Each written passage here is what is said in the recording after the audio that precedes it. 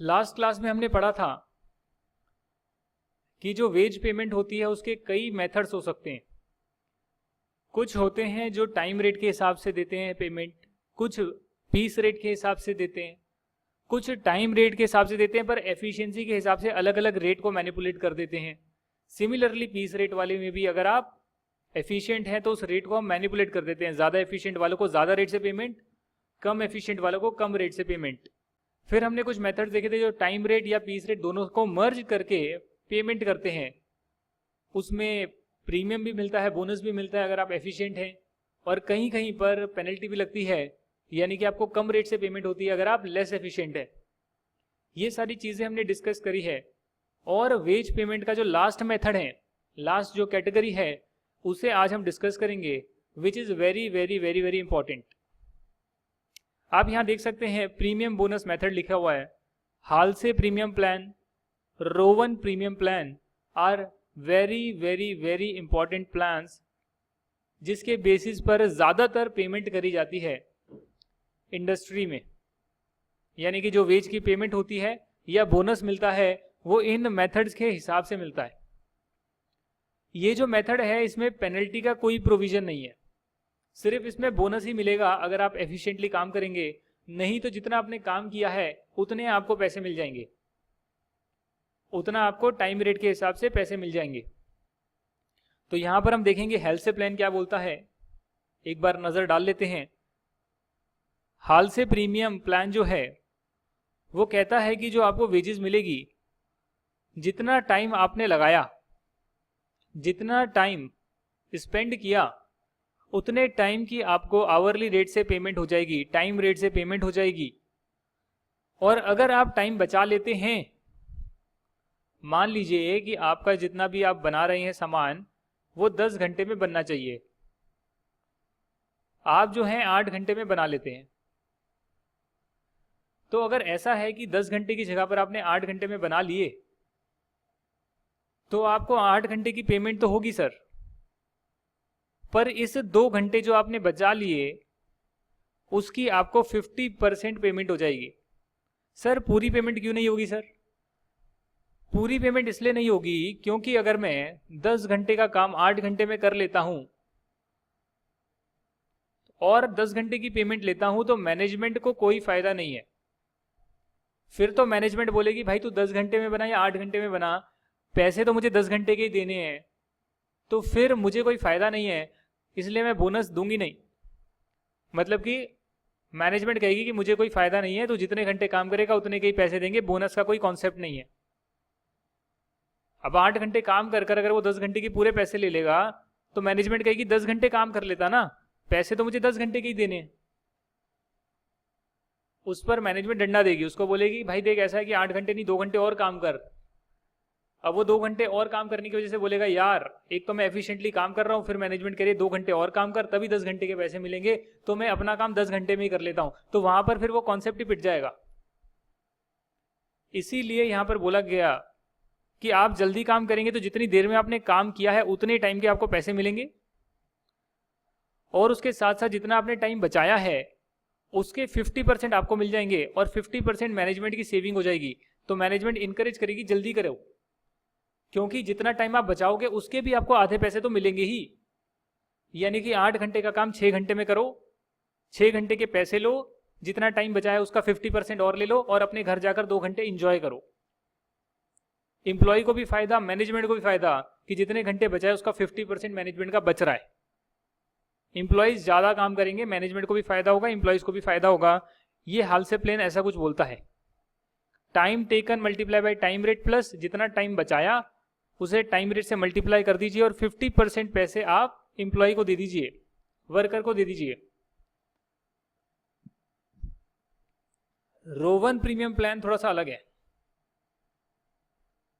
Rowan premium plan कहता है कि जितना टाइम आपने लिया उससे आप मल्टीप्लाई कर दीजिए जितनी रेट पर आवर है, यानी जो भी टाइम रेट है उससे आप टाइम रेट के पैसे दे दीजिए एम्प्लॉय को, वर्कर को, और साथ ही में जितना उसने टाइम सेव किया है। टाइम अलाउड इतना था सर, टाइम अलाउड का मतलब होता है स्टैंडर्ड टाइम। आप देख रहे हैं स्टैंडर्ड टाइम को लिखने का नजरिया बदल गया, टाइम अलाउड, कितना टाइम अलाउ किया है तो ये स्टैंडर्ड टाइम, इसका मतलब यही हुआ। और ऊपर है टाइम सेव्ड, यानी कि स्टैंडर्ड टाइम का जितना परसेंटेज मैं सेव करूंगा उस रेशो में मुझे बोनस मिलेगा। ठीक है जी। इसमें बोला गया कि आपको बोनस इतना मिलेगा सर। दोबारा से देखते हैं क्या लिखा हुआ है इसमें।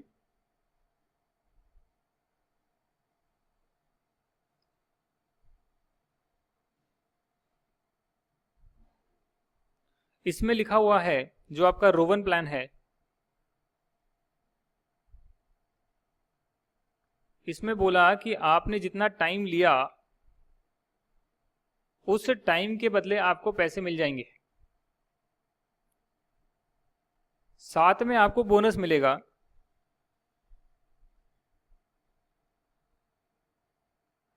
साथ में आपको बोनस मिलेगा, कितना बोनस मिलेगा sir? Time saved divide by time allowed multiply by time taken multiply by rate per hour.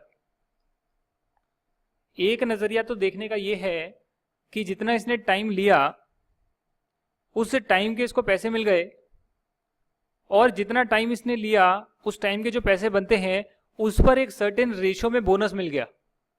जितना परसेंटेज उसने टाइम बचाया, जितना टाइम अलाउड था उसका जितना परसेंटेज उसने बचा लिया, उतना उसको बोनस मिल गया, उतना परसेंटेज उसको बोनस मिल गया। यानी कि मान लेते हैं कि उसने 10 घंटे लिए हैं और 1 घंटे के 100 रुपये हैं, तो इसकी जो पेमेंट बनेगी 10 घंटे की वो बनेगी 1000 रुपये, प्लस 1000 रुपये जो है उस पर मैं एक बोनस भी दूंगा। कितना परसेंट सर? जितना टाइम इसने बचाया और जितना अलाउड था। तो मान लेते हैं कि अलाउड तो 12 घंटे था, 12 घंटे अलाउड था, 10 घंटे में काम किया तो 2 घंटे इसने बचा लिए, उस हिसाब से इसको इतना बोनस और मिल जाएगा सर। यहां पर आप डिवाइड कर दीजिए, 1 6 6 6 कर कुछ आ जाएगा, तो 166 समथिंग कुछ हो जाएगा। 1000 में आप ऐड कर दीजिए और ये आपका आ जाएगा एज पर रोवन प्लान। हालांकि मैं इसको अलग तरीके से भी लिख सकता हूं, ये जो फॉर्मूला है इसको मैं अलग तरीके से लिख सकता हूं ऐसे, time taken multiply by rate per hour. जितना टाइम उसने काम करा उसको उतने पैसे मिल जाएंगे रोवन प्लान के हिसाब से, और उसे बोनस मिलेगा time taken divided by standard time multiply by time saved multiply by rate per hour. बात तो एक ही है, मैंने टाइम सेव्ड को इधर ले गया, टाइम टेकन को यहां ले गया। टाइम अलाउड का मतलब स्टैंडर्ड टाइम होता है। इस फॉर्मूले को अलग तरीके से लिख लिया। अगर मैं इस फॉर्मूले को इस ढंग से लिख लेता हूं जैसे मैंने अभी यहां पर लिखा है, तो ये कुछ कुछ हेल्थ से प्लान की तरह दिखने लगेगा आपको। यानी कि time taken multiply by rate per hour, उसके बाद बोनस है जितना टाइम आपने बचाया multiply by rate per hour, और ये अगर 50% हो जाए तो हाल से और रोवन प्लान एक तरह से बराबर हो जाएगा। मतलब कि अगर टाइम टेकन स्टैंडर्ड टाइम का 50% है, जो टाइम आपने लिया है वो स्टैंडर्ड टाइम का 50% ही आपने टाइम लिया है, तो फिर ये 50% आ जाएगा। और टाइम सेव्ड और रेट पर आवर तो है ही, तो ये बिल्कुल ही बिल्कुल हेल्थ से प्लान बन जाएगा। यानी कि हेल्थ से प्लान बन जाएगा, और हेल्थ से प्लान में और रोवन प्लान में कोई डिफरेंस नहीं रहेगा अगर टाइम टेकन जो है वो स्टैंडर्ड टाइम का 50% होता है। ऐसा आपका एक क्वेश्चन भी है, इसलिए मैंने इसको यहां पर डिस्कस किया। यहां पर आप देख सकते हैं ये प्लान तो हमने डिस्कस कर लिया है, नीचे एक क्वेश्चन भी आ रहा होगा, और क्वेश्चन में लिखा हुआ है यहां पर, can bonus paid under Halsey plan and bonus paid under Rowan plan be equal? जी हाँ, हेल्थ से प्लान में कहते हैं कि 50% आपको बोनस मिलेगा जितना आप स्टैंडर्ड आपके आवर्स हैं माइनस एक्चुअल आवर्स, यानी कि जितना टाइम आपने बचाया, मल्टीप्लाई बाय रेट। सिमिलरली जो बोनस अंडर रोवन प्लान है उसमें हम लिखते हैं time saved divided by standard hours multiply by actual hours multiply by rate. Actual hours को इधर लिख दिया, टाइम सेव्ड को इधर लिख दिया। टाइम सेव्ड का मतलब स्टैंडर्ड आवर्स में से एक्चुअल आवर माइनस कर लो तो टाइम सेव्ड आ जाएगा। तो ऊपर वाला फॉर्मूला और नीचे वाला फॉर्मूला बिल्कुल सेम हो गया। अगर क्या होगा सर, बोनस अंडर हेल्थ और bonus under row one same हो जाएगा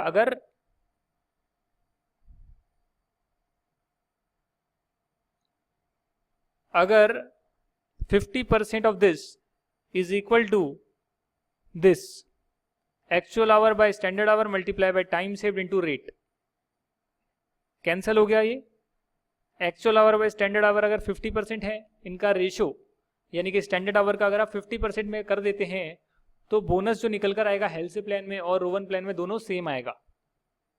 ठीक है जी, यहां तक की बात आपको क्लियर हो गई है। तो एक बार हम रोवन प्लान और आपका जो हेल्थ प्लान है उसके हिसाब से बोनस या पूरा का पूरा जो वेज पेमेंट है वो निकालना सीख लेते हैं। ये आपका इलस्ट्रेशन नंबर 13 और इलस्ट्रेशन नंबर 14 है। टाइम रेट है 60 rupees per our. Time allowed है, स्टैंडर्ड आवर्स हैं 8 आवर्स। टाइम आपने लिया है 6 घंटे का, तो इसका मतलब आपने ये नहीं भी गिवन है क्वेश्चन में तो अपने आप निकल कर आ गया टाइम सेव्ड जो है वो है 2 hours. Calculate the earning of a worker under Halsey plan and Rowan plan. तो पहले हम निकाल रहे हैं हालसे प्लान में। निकालेंगे सबसे पहले कि जितना टाइम उसने लिया 6 घंटे, उस 6 घंटे की उसको 60 रुपये पर आवर के हिसाब से पेमेंट हो जाएगी। और जितना टाइम उसने बचाया उस टाइम की भी इसको 60 रुपये पर आवर से पेमेंट होगी, पर पूरी नहीं 50% पेमेंट होगी, 50% मैनेजमेंट रखेगी।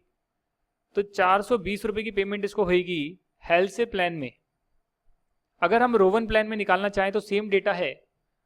रोवन प्लान भी बोलता है कि आपको 6 घंटे की पेमेंट होगी जितना आपने काम किया 60 रुपीज पर आवर के हिसाब से। पर आपको जितना टाइम आपने काम किया 6 घंटे 60 रुपीज पर आवर के हिसाब से, जितनी आपको पेमेंट आपको करी गई है उसका एक सर्टेन परसेंटेज बोनस भी मिलेगा in the ratio of time saved.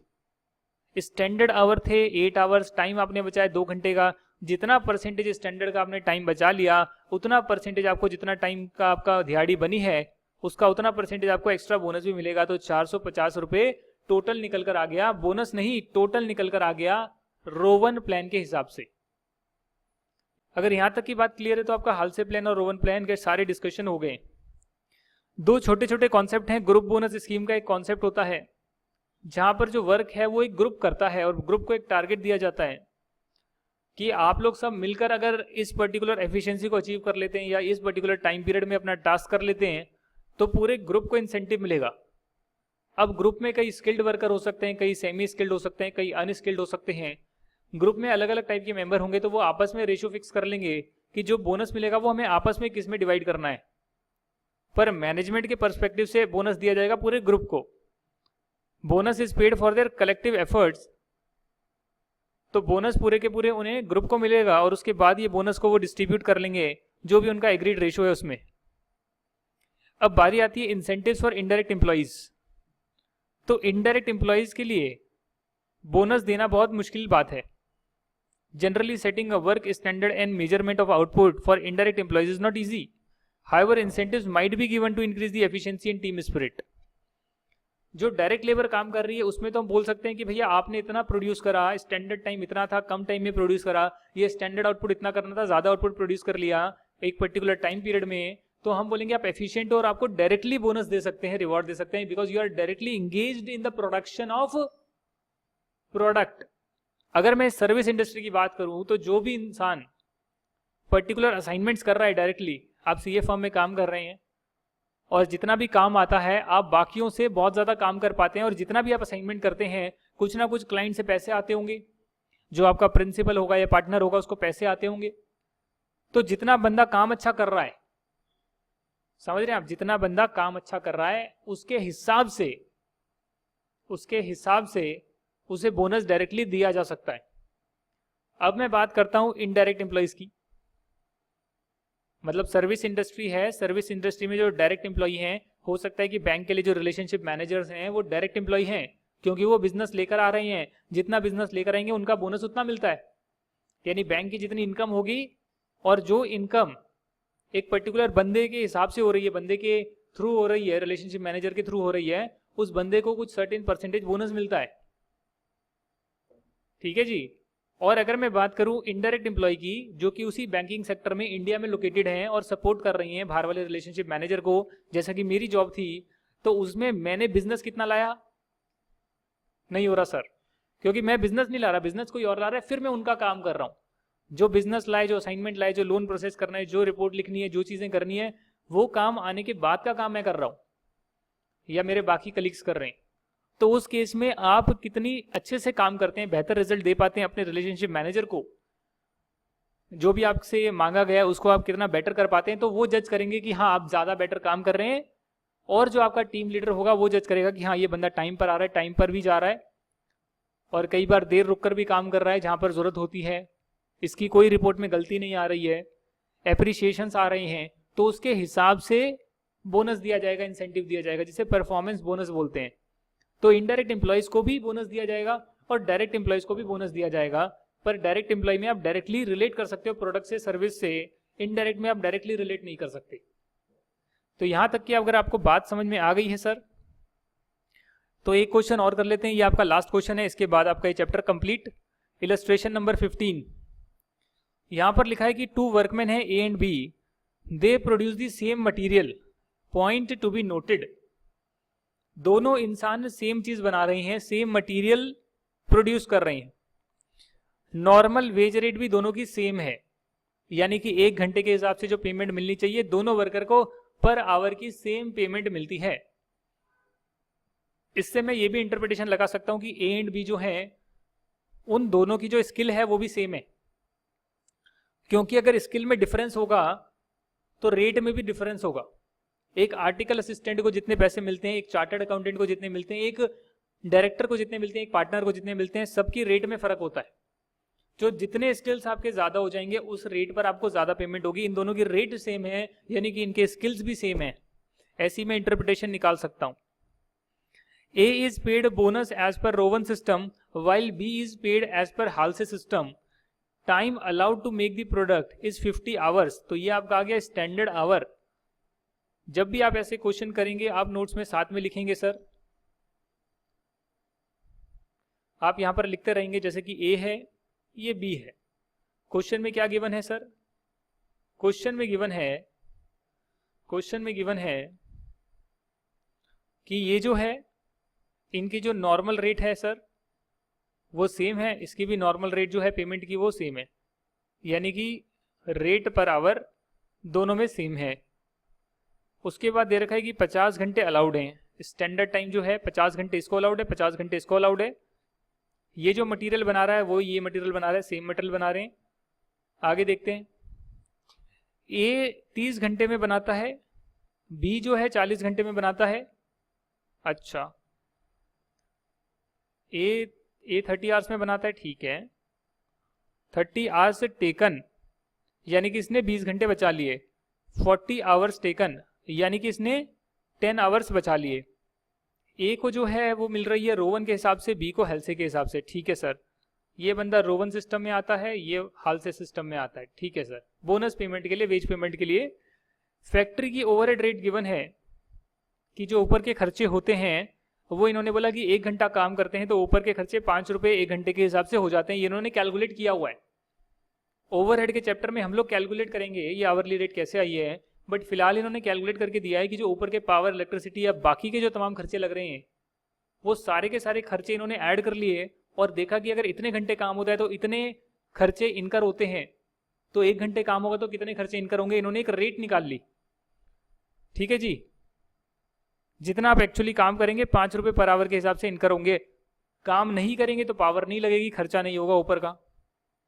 हाँ, जो फिक्स्ड एक्सपेंसेस हैं वो तो तब भी होंगे, जो फैक्ट्री का रेंट है वो तो फिर भी देना होगा अगर आप काम नहीं करते। बट हमने एक एस्टिमेटेड निकाल लिया कि भाई जितने भी खर्चे हैं, फिक्स्ड हो या वेरिएबल हो, इतने हमारे बजटेड आवर्स हैं या इतने घंटे फैक्ट्री नॉर्मली चलती है और इतना हमारा खर्चा होता है, तो 1 घंटे का कितना होता है हमने निकाल लिया। उस हिसाब से हम ओवरहेड चार्ज कर सकते हैं, क्योंकि ओवरहेड जो है उसका एक्चुअल कितना लगा वो हमें अभी नहीं पता। जब हम कॉस्ट शीट बना रहे नहीं पता, जब बाद में बिल आएगा तब पता लगेगा कितना है। पर प्रोडक्ट की कॉस्टिंग के टाइम अभी नहीं पता कि एक्चुअली में फैक्ट्री ओवरहेड कितने हुए हैं। फैक्ट्री कॉस्ट दे रखी है आपको, जो कॉस्ट शीट में हमने फैक्ट्री कॉस्ट पढ़ी थी, तो एक ही है फैक्ट्री कॉस्ट इतनी बी की इतनी है। जब दोनों सेम ही प्रोडक्ट प्रोड्यूस कर रहे हैं, सेम ही रेट से पेमेंट हो रही है, तो अलग अलग फैक्ट्री कॉस्ट क्यों आ रही है? क्योंकि दोनों ने अलग अलग टाइम लिया है, दोनों को जो वेज की पेमेंट हुई है अलग अलग हुई है। भले ही मटेरियल सेम हो, भले ही पर आवर रेट सेम हो, पर दोनों को जो टोटल वेज की पेमेंट मिल रही है वो अलग है। और जितने घंटे काम कर रहे हैं उस हिसाब से जो फैक्ट्री ओवरहेड आएंगे वो भी अलग अलग है।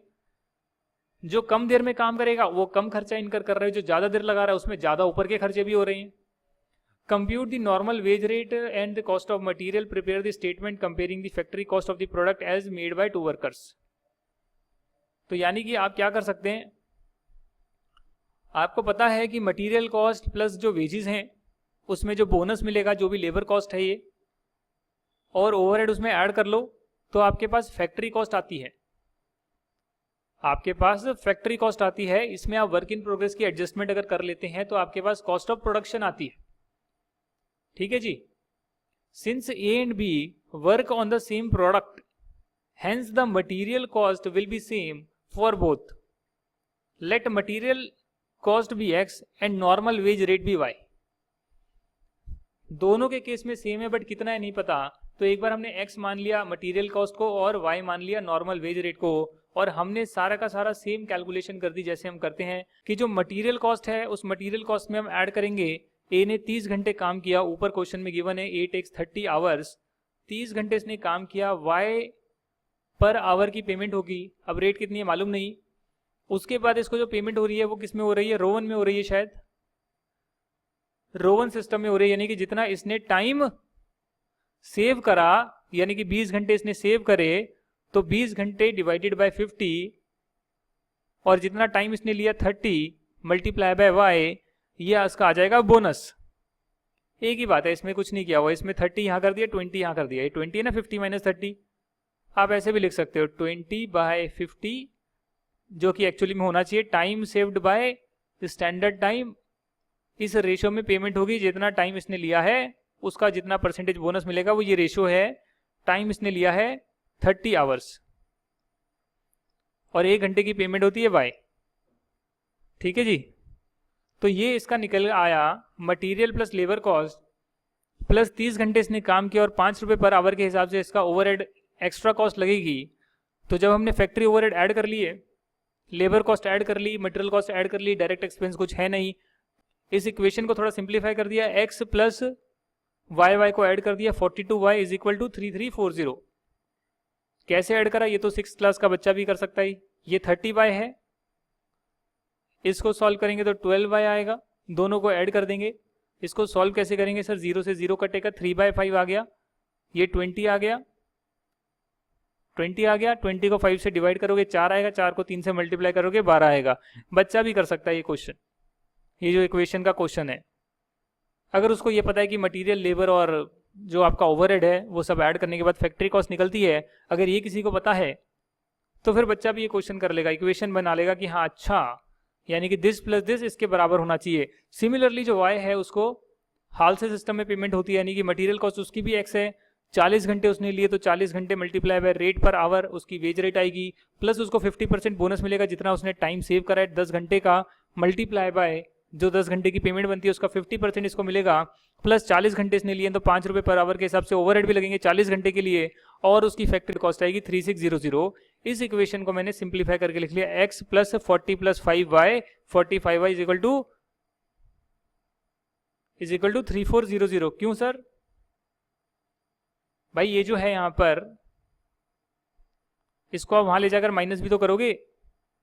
जैसे 3490 यहाँ पर था तो 3490 में आपने 150 रुपये रिड्यूस भी तो कर लिए, 30 मल्टीप्लाई बाय 5 को, तो 150 रिड्यूस कर लिए, 3340 आ गया। सिमिलरली यहाँ पर 3600 में आप 200 रिड्यूस कर लोगे तो फिर क्या हो जाएगा, ये प्लस का साइन है वहां जाकर माइनस हो जाएगा, तो 3400 आ जाएगा। ये दो इक्वेशन आपकी बन गई। एक इक्वेशन कहती है कि x प्लस 45y होता है 3400, दूसरी इक्वेशन कहती है x प्लस 42y होता है 3340। आपने एक इक्वेशन में से दूसरी इक्वेशन को माइनस कर दिया, x में से x माइनस करा 0, 45y में से 42y किया 3y, और 3400 में से 3340 किया 60, तो y निकल कर आ गया 20 rupees per hour, labour hour rate आ गई। अभी हमने देखा था कि जो x है x प्लस 42y 3340 है, y आपको पता लग गया y 20 है, तो एक्स कितना होगा सर, 2500 आपकी मटेरियल कॉस्ट होगी। ये क्वेश्चन में पूछा था और साथ में एक स्टेटमेंट बोली थी कि आप इनकी फैक्ट्री कॉस्ट को कंपेयर करेंगे। तो फैक्ट्री कॉस्ट को कंपेयर करने की स्टेटमेंट बना दी कि मटेरियल कॉस्ट निकल कर आ गई 2500। इक्वेशन सॉल्व करने से दोनों ही केस में मटेरियल कॉस्ट सेम है। डायरेक्ट वेजेस जो है उसकी पर आवर रेट सेम है, बट दोनों ने अलग अलग घंटे लिए हैं सर, उस हिसाब से जो वेज है डायरेक्ट वेजेस है वो अलग अलग आएगी। बोनस दोनों को अलग अलग सिस्टम के हिसाब से मिलता है तो अलग अलग बोनस आएगा, ए को रोवन के हिसाब से, बी को हालसे के हिसाब से मिलेगा। और फैक्ट्री ओवरहेड जो है जितने घंटे इसने काम किया 5 से मल्टीप्लाई कर कर फैक्ट्री ओवरहेड हमने एब्जॉर्ब कर लिए। एक्चुअल कितने होंगे नहीं पता सर, ठीक है जी, इसको एब्जॉर्प्शन कॉस्टिंग भी बोलते हैं। फैक्ट्री कॉस्ट आपकी आ गई 34903600 जो कि क्वेश्चन में गिवन थी। उसके बाद ये रिप्लेसमेंट वाला क्वेश्चन मैं आपको करवा चुका हूं, और इलस्ट्रेशन नंबर 11 है एमरसन सिस्टम से, वो आपको कल करवाई थी, ठीक है जी, वो आपको मैंने कल करवाई थी, जिसमें इतना इतना बोनस निकल कर आया था। चैप्टर कंप्लीट है सर। अब मैं आपको आज का जो आपका एग्जाम का जो पेपर था मई 2019 का, उसको एक बार गो थ्रू कर लेते हैं, एग्जाम के क्वेश्चंस कर लेते हैं। क्वेश्चन नंबर 1 इंस्ट्रक्शन पढ़ेंगे, क्वेश्चन नंबर 1 कंपलसरी है, बाकी जो 5 क्वेश्चन है उसमें से 4 क्वेश्चन आपको करने हैं। तो कोई भी आप 4 क्वेश्चन कर सकते हैं। लास्ट क्वेश्चन थ्योरी का आता है, थ्योरी का अटेम्प्ट कर सकते हैं अगर टाइम कम है। और मैं आपको लास्ट क्वेश्चन दिखा देता हूं सबसे पहले। लास्ट क्वेश्चन में भी आपको 5 में से 4 करने हैं। तो मार्जिनल कॉस्टिंग का चैप्टर अभी हम लोगों ने नहीं पढ़ा है। मई 2019 का सीए इंटरमीडिएट का पेपर है, हमने मार्जिनल कॉस्टिंग अभी नहीं पढ़ा है। Explain direct expenses, direct expenses क्या होते हैं वो बताइए। How these are measured and their treatment in cost accountancy. Direct expenses direct cost का पार्ट बनते हैं। ये वो एक्सपेंसेस होते हैं जो वेरिएबल इन नेचर होते हैं, जितना प्रोडक्शन होगी उतने एक्सपेंसेस होंगे, इसे डायरेक्ट एक्सपेंसेस बोलते हैं। फॉर एग्जाम्पल रॉयल्टी की आप पेमेंट कर रहे हैं फॉर अ डिजाइन, कोई डिजाइन आपने मार्केट से लिया है और उसे आपने रॉयल्टी देने का वादा किया जितना आप प्रोडक्शन करेंगे, तो उसके डिजाइन के बेसिस पर मैं प्रोडक्ट बना रहा हूं। वो ना डायरेक्ट मटेरियल है ना वो डायरेक्ट लेबर है, उसने डिजाइन दिया, इंटेंजिबल दिया मेरे को, तो वो इंटेंजिबल चीजों के लिए जो पेमेंट होती है जो प्रोडक्शन से डायरेक्टली रिलेट करती है वो डायरेक्ट एक्सपेंसेस कहलाते हैं, जिसे डायरेक्ट कॉस्ट का हम पार्ट बनाते हैं। 4 नंबर आपको मिल जाएंगे, 3 मिल जाएंगे, 4 नहीं मिलेंगे, 3 नंबर दे देगा और क्या करेगा। इंटीग्रेटेड अकाउंटिंग सिस्टम का चैप्टर अभी डिस्कस नहीं करा है। बजटिंग अभी हमने नहीं पढ़ा है। कॉस्ट कंट्रोल कॉस्ट रिडक्शन हमने पढ़ा है, वो आप लिख सकते हैं 4 पॉइंट, आपको नोट्स में लिखवाए हुए हैं। कॉस्ट कंट्रोल क्या होता है कि जो स्टैंडर्ड सेट करे हैं तो आपको उसी के अंदर कॉस्ट रखनी है, उसे कॉस्ट कंट्रोल बोलते हैं। और अपने एग्जिस्टिंग स्टैंडर्ड्स को जो चैलेंज करता है उसे कॉस्ट रिडक्शन बोलते हैं। यानी जो स्टैंडर्ड सेट करा है उसको हम फर्दर रिड्यूस कैसे कर सकते हैं, उसे कॉस्ट रिडक्शन बोलते हैं। कॉस्ट कंट्रोल जो है कंटिन्यूस प्रोसेस नहीं है। आपका ऑब्जेक्टिव पूरा हो गया अगर आपने कॉस्ट को कंट्रोल कर लिया, but cost reduction continuous process है। अगर आपने कॉस्ट को रिड्यूस कर लिया तो फिर और कैसे रिड्यूस करें वो आप सोचते हैं। तो ये सारी चीजें थी वो मैंने डिस्कस करी थी, उसके कोई भी 4 पॉइंट आप लिख सकते हैं। बजट जो है उसमें कुछ नहीं है। फ्लेक्सिबल बजट का मतलब होता है कि आप ऐसे बजट बनाते हैं कि अगर इतना प्रोडक्शन होगा तो कितना, इतना प्रोडक्शन होगा तो बजट कितना रहेगा, इतना प्रोडक्शन होगा तो कितना रहेगा। फ्लेक्सिबल बनाते हैं अलग अलग पॉइंट्स पे, उसको फ्लेक्सिबल बजट बोलते हैं, जो चैप्टर अभी बाद में करेंगे। Similarly marginal costing, decision making costing है, इसको भी बाद में करेंगे। और इंटीग्रेटेड अकाउंटिंग सिस्टम चॉइस में छोड़ देंगे। ये जो अकाउंटिंग सिस्टम वाला चैप्टर है ये एक क्वेश्चन से ऊपर नहीं आता, हम डिस्कस तो करेंगे पर ज्यादा इंपॉर्टेंट नहीं है। तो ये आपका थ्योरी हो गया। थ्योरी अगर आपको अच्छे से आती है थ्योरी भी कर सकते हैं। जैसे कि मैंने बोला प्रैक्टिकल ओरिएंटेड थ्योरी होती है, तो जितना भी हमने किया था, जितने चैप्टर हमने करे थे उससे जो क्वेश्चन पूछे गए वो आपको सारे आते ही थे। ये जो आपका अगर चैप्टर देखेंगे following data is available for ABC limited, तो यहां पर आप देखेंगे कि standard working hours, standard working hour दिया है, मैक्सिमम कैपेसिटी दी है, कैपेसिटी का जितना परसेंट यूटिलाइज करते हैं उसे एक्टिविटी लेवल बोलते हैं। वो भी मैंने आपको करवाया था एक कॉन्सेप्ट कि 75% कैपेसिटी पर प्लांट चल रहा है, 60% कैपेसिटी पे प्लांट चल रहा है, वो बातें भी मैंने आपको कराई थी। वैसे ये जो क्वेश्चन है स्टैंडर्ड कॉस्टिंग के आसपास कहीं पर करवाया जाएगा, अभी आपको नहीं आता होगा। शायद आप एफिशिएंसी रेशियो निकाल सकते हैं, बट आप एक्टिविटी रेशियो भी शायद हो सकता है निकाल पाएं अपनी कॉमन सेंस लगाकर, बट बाकी आप स्टैंडर्ड कैपेसिटी यूजेज रेशियो और एक्चुअल कैपेसिटी यूजेज रेशियो ये सब नहीं निकाल पाएंगे, क्योंकि अभी तक हमने डिस्कस नहीं किया है। हो ठीक है sir, give me a break, पानी पीने दो मुझे।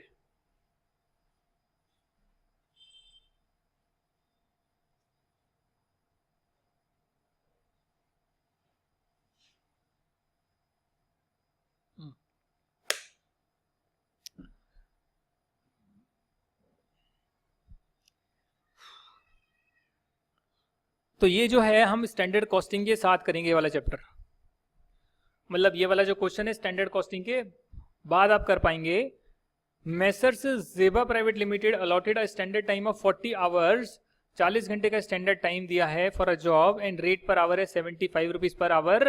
The actual time taken by worker is 30 hours. आपको निकालना है रोवन प्लान के हिसाब से, पीस रेट के हिसाब से, टाइम वेज रेट, एमरसन के हिसाब से, हेल्सी के हिसाब से करना स्टार्ट कर दीजिए सर। ना अभी मुझ में कहीं बाकी थोड़ी सी है जिंदगी। हाँ जी, क्या कहता है ये कहता है कि भाई स्टैंडर्ड आवर हैं, स्टैंडर्ड आवर हैं 40 आवर्स और रेट पर आवर है, एक्चुअल लिखते हैं, एक्चुअल कितना टाइम लिया, एक्चुअल टाइम है 30 आवर्स।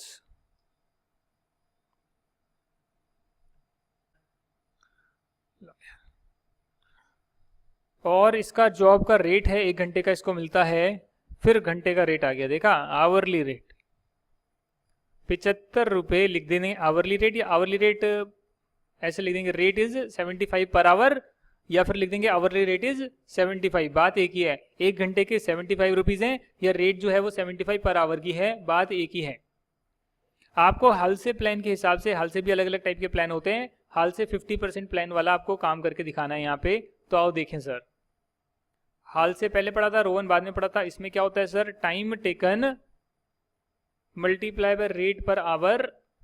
पहले फॉर्मूला लिखेंगे, हाँ पता लगे पेपर में डायरेक्टली कर आ रहे हो, बार बार बता रहा हूं कि फॉर्मूला लिखोगे। इकोनॉमिक ऑर्डर क्वांटिटी में बताया फॉर्मूला लिखोगे तो उसमें जो आपने साइंस लिखे हैं उसके आप मतलब भी लिख कर आओगे। ए का मतलब क्या है, annual consumption per annum of material, हर चीज लिख कर आओगे आप। तो यहाँ फॉर्मूला तो आपको पता ही है, इसलिए मैं डायरेक्टली करके बता रहा हूँ कि 30 आवर्स लिए आपने, तो 30 आवर्स में 75 रुपये पर आवर की पेमेंट हो जाएगी। ऐसे लिख दो, ऐसे लिख दो 30 hours multiply by 75 per hour. और आपने स्टैंडर्ड आवर 40 थे, आपने एक्चुअल में किया तो 10 घंटे आपने बचा लिए। जितना टाइम सेव करा उसको 75 रुपये पर आवर की पेमेंट होगी, बट 50% ही आपको मिलेगा, 50% मैनेजमेंट को मिलेगा। ये आपका आएगा हाल से प्लान के हिसाब से, क्या कहते हैं उसको, वेज की payment. Rowan plan, Rowan plan क्या बोलता है सर, यहीं पे कर लेते हैं रोवन प्लान। रोवन प्लान कहते हैं कि जितना आपने टाइम लिया उतने टाइम का आपको 75 रुपये पर आवर की तो पेमेंट करेंगे, और जितना आपने टाइम बचाया, स्टैंडर्ड टाइम था 40 आवर, जितना जिस रेशो में आपने टाइम बचाया, जितना परसेंटेज टाइम बचाया, जितना परसेंटेज टाइम बचाया आपने, आपको उसकी भी पेमेंट हो जाएगी। मतलब उसके हिसाब से आपको बोनस मिलेगा। 30 घंटे आपने लिए, उसके हिसाब से आपने 75 रुपये पर आवर की पेमेंट कर दी, और 30 घंटे आपने लिए और 75 रुपये पर आवर की जो पेमेंट हुई है उसका एक सर्टेन परसेंटेज आपको बोनस मिलेगा, जो कि उस रेशो में जितना टाइम आपने बचाया। Time saved by standard time, time allowed.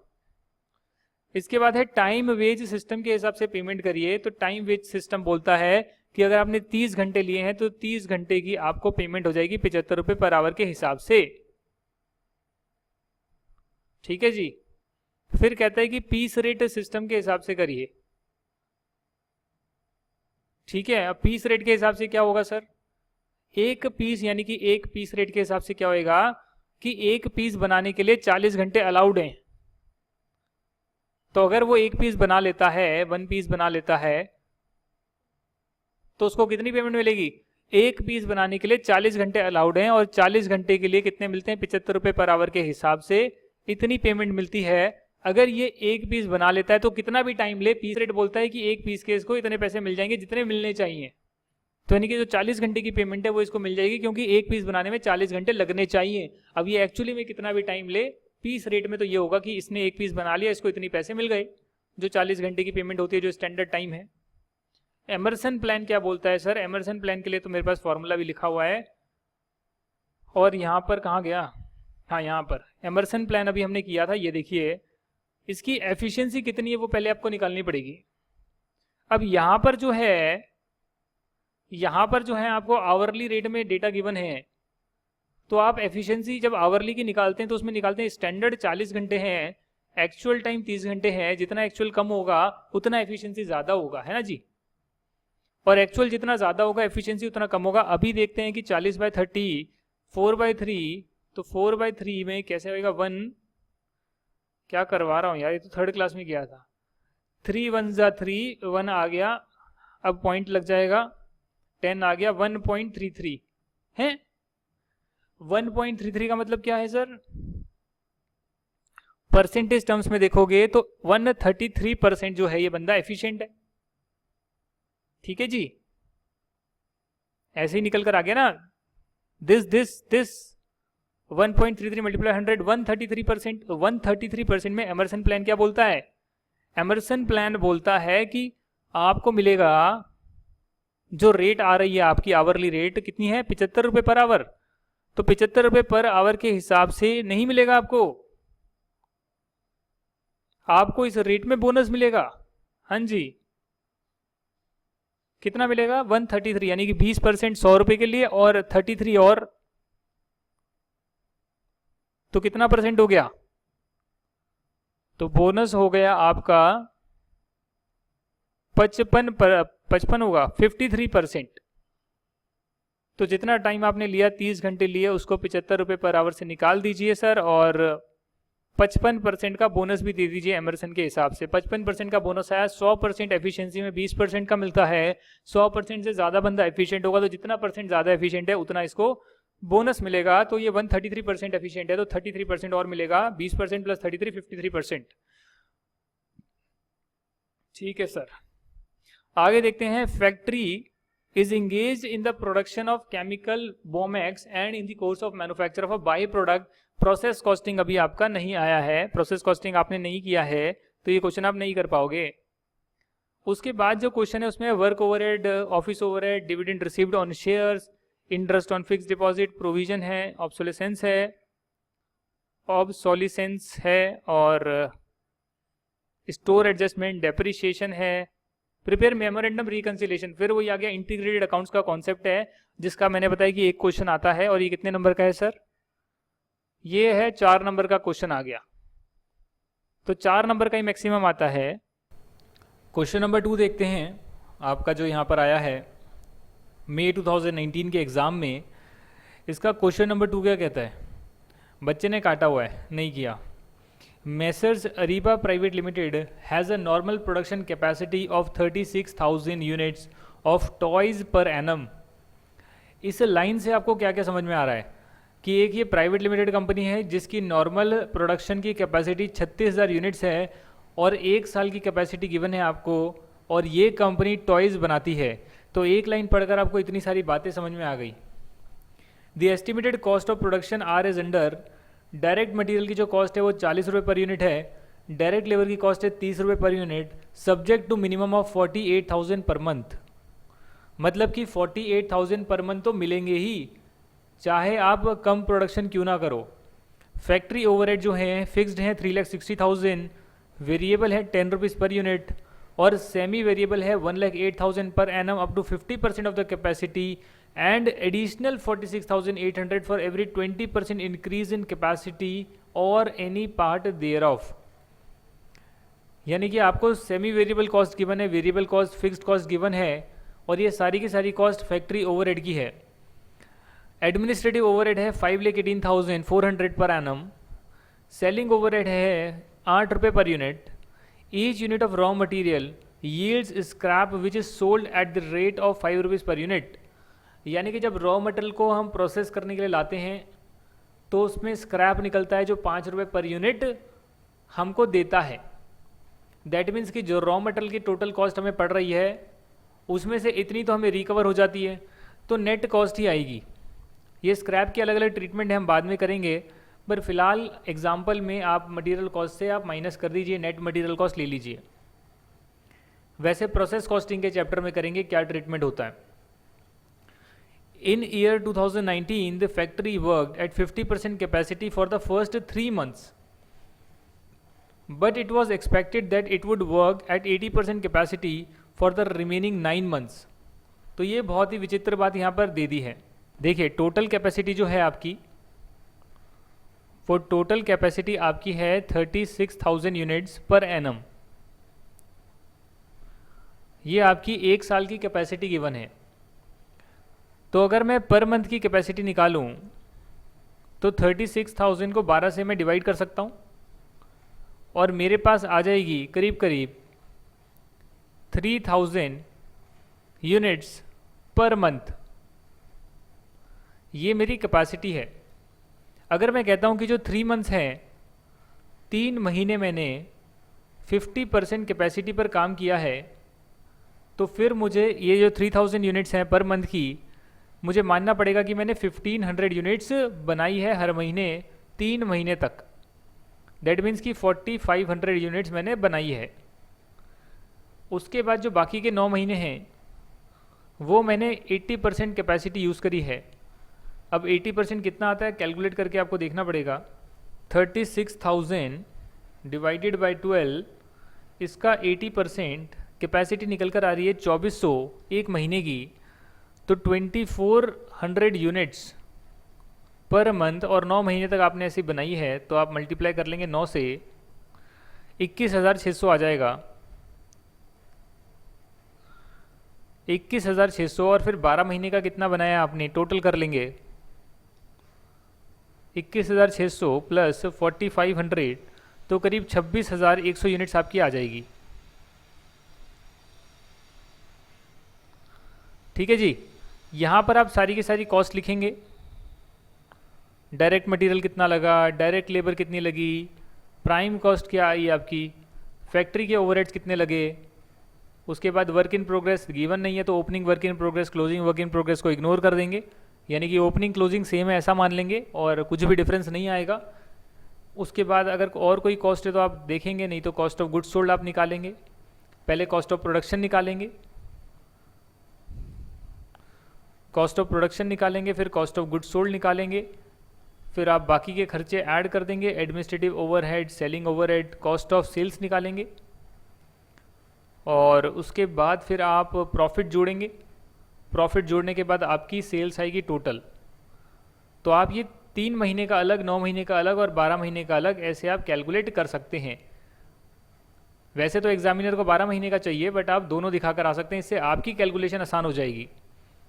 तो यहाँ पर जो डायरेक्ट मटेरियल है, यहाँ पर जो डायरेक्ट मटेरियल है आओ देखते हैं कितना है।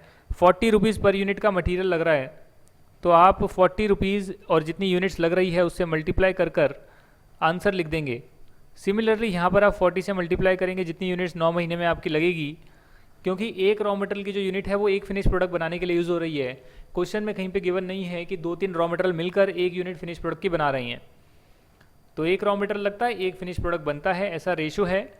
और ऐसे आप डायरेक्ट मटेरियल कैलकुलेट करेंगे। साथ ही में जो स्क्रैप यहाँ पर आप कह रहे हैं कि हर मटेरियल से स्क्रैप निकलता है जो 5 रुपये पर यूनिट, जिससे रिकवर हो जाते हैं, तो आप 5 रुपये पर यूनिट के हिसाब से रिकवरी भी कर देंगे स्क्रैप की, और नेट कॉस्ट यहाँ पर कंसीडर आप कर लेंगे। 4,500 है ना, ठीक है।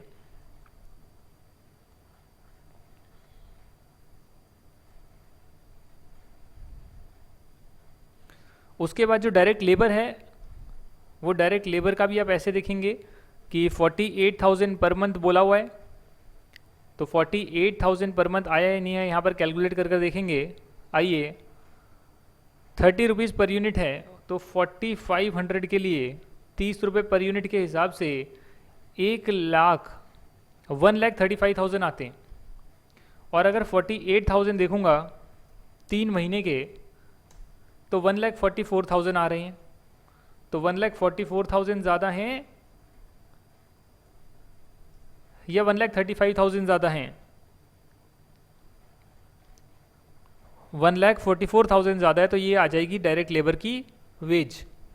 यहाँ पर कहा है कि 30 रुपीज़ पर यूनिट ही देंगे, बट कम से कम 48,000 पर मंथ का तो पेमेंट करेंगे ही करेंगे। जो बाकी के 9 महीने हैं, उन 9 महीने के लिए आप सिमिलरली कैलकुलेट करके देखेंगे कि 30 रुपीज़ पर यूनिट के हिसाब से कितना आ रहा है।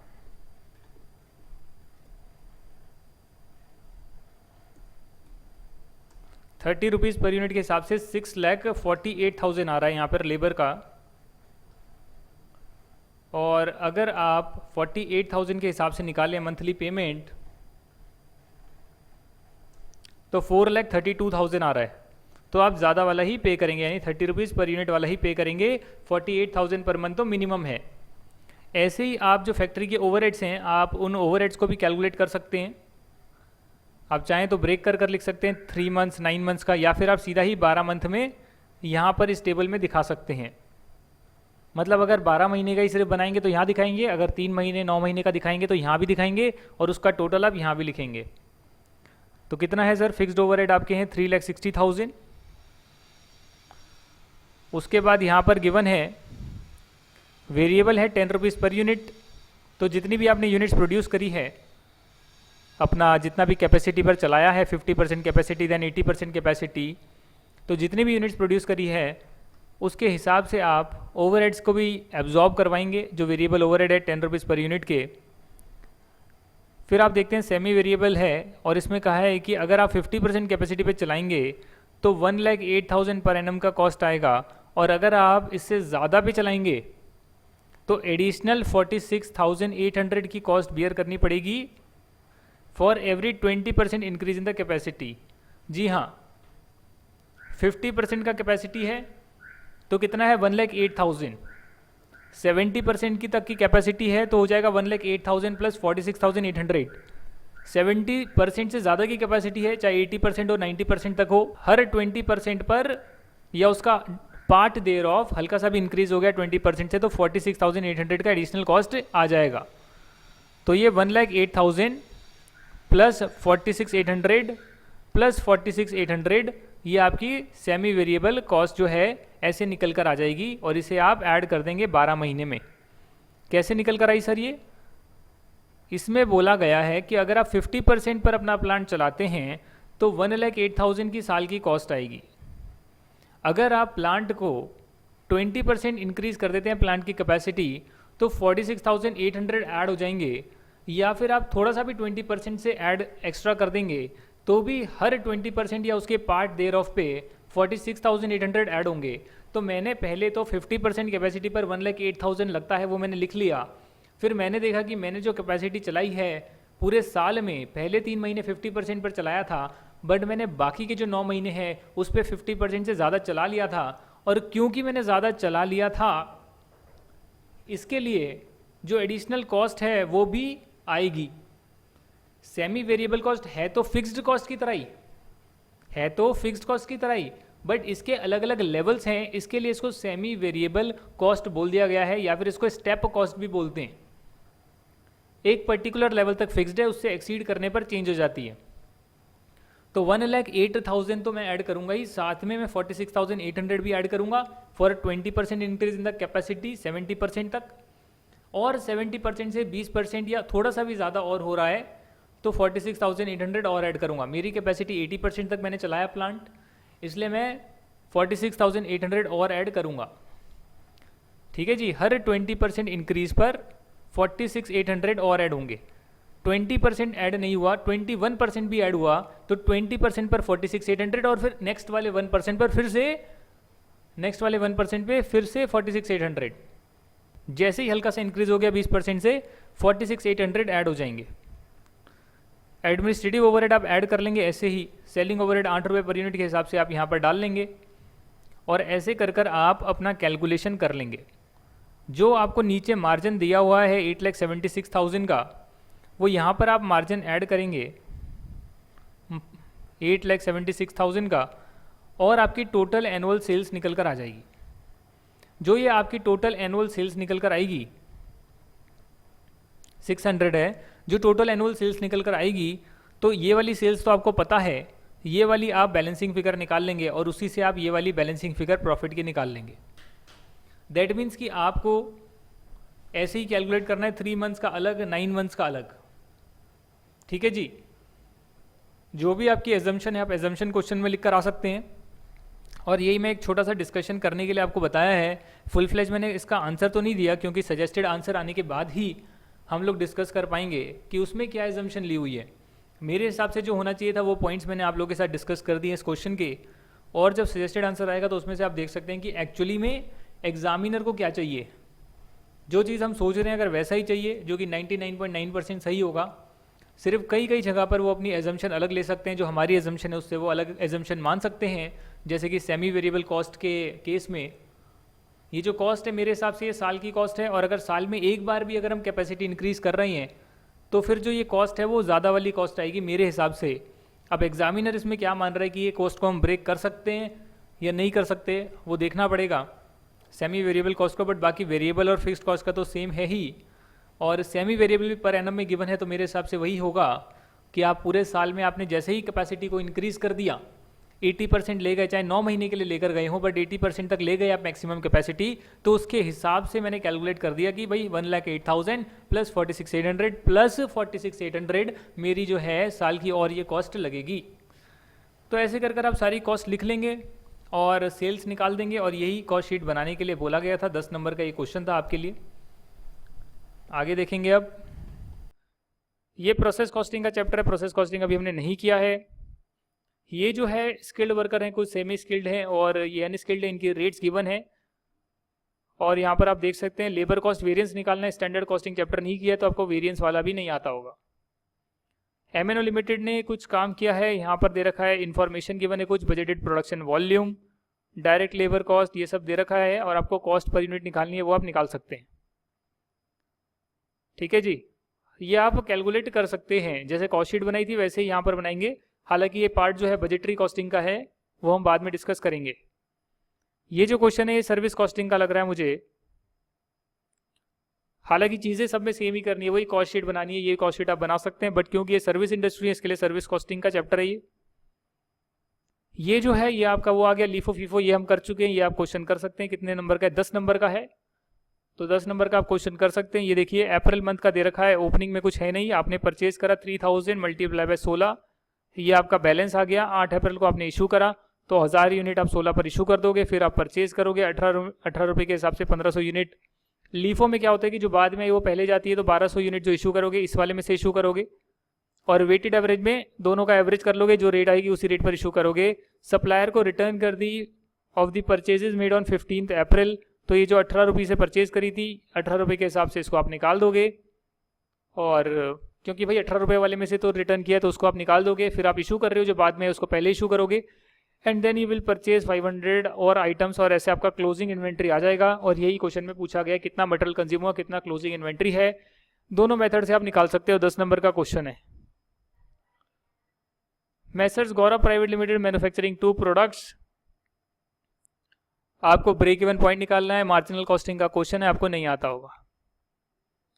उसके बाद कॉन्ट्रैक्ट अकाउंट है, कॉन्ट्रैक्ट कॉस्टिंग अभी हमने नहीं करा, आपको नहीं आता होगा। हालांकि करना कुछ नहीं है, सब में कॉस्ट शीट बनानी होती है और कुछ नहीं करना होता, यानी सारी कॉस्ट को ऐड करके लिखना होता है, बस यही आपके कॉन्सेप्ट होता है।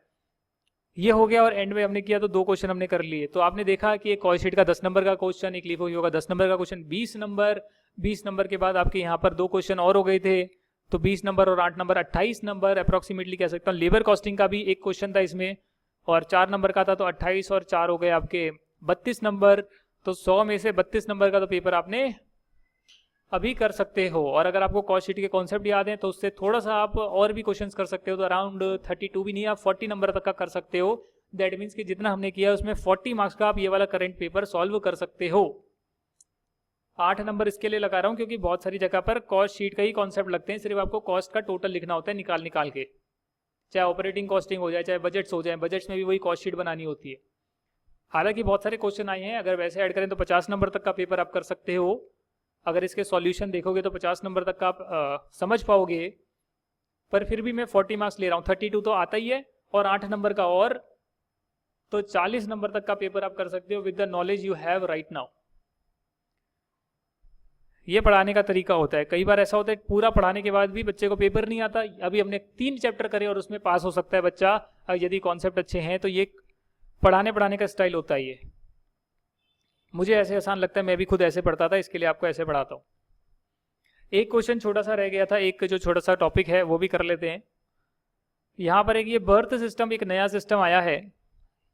ये कहता है कि जितने स्टैंडर्ड आवर्स हैं और आवर्स वर्कड हैं उसको अंडर रूट ले लो, और स्टैंडर्ड आवर्स और आवर्स वर्कड दोनों का अंडर रूट ले लोगे तो एक तरह से एक एवरेज टाइप सा आ जाएगा, और उस पर आप आवरली रेट से पेमेंट कर दो, काम खत्म।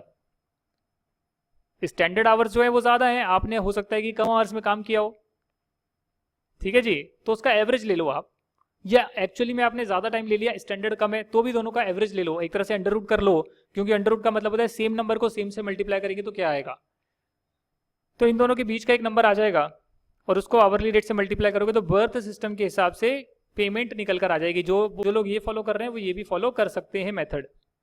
इसी के साथ आपका पूरा का पूरा चैप्टर कंप्लीट हो गया। नेक्स्ट क्लास में स्टडी मटेरियल से गो थ्रू करेंगे नेक्स्ट की 2 क्लासेस में, और फिर आपका ओवरहेड का चैप्टर स्टार्ट होगा। तब तक के लिए bye bye, see you in the next class, thank you so much, bye bye.